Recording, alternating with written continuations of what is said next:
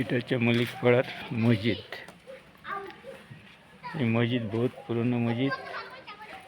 এই মসজিদে অনেকের অসুখ বিসুখ হলে মসজিদে এসে হত্যে দেয় এবং উপরওয়ালা দোয়ায় অনেকের শরীর ভালো হয়েছে।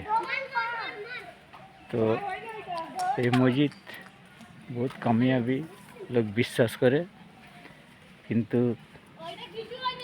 কিছু কিছু লোক একটু ভুলের দোষে তাদের গন্ডগোলটা হয়ে যায়। তো যাই হোক, আমরা এটা হচ্ছে মল্লিকপাড়ার কর্মস্থান। এটা হচ্ছে আমাদের জায়গা আছে, এটা 4 ঘরের সম্পত্তি।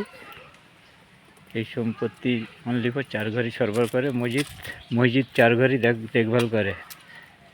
তো মসজিদে সেবা আমরাই করি।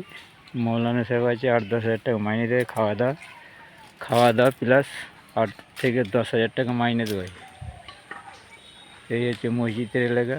এই পুকুর অনেকটা ধরলে জায়গাটা মাপতে হবে। এইভাবে আমরা কি হিন্দু কি মুসলমান সবাই পৃথিবীতে এইছি, একদিন এই মাটির নিচে চলে যেতে হবে। মুসলমানদের মাটির নিচে চলে যেতে হবে, আর হিন্দুদের শ্মশানে তাদের চিতায় উঠতে হবে।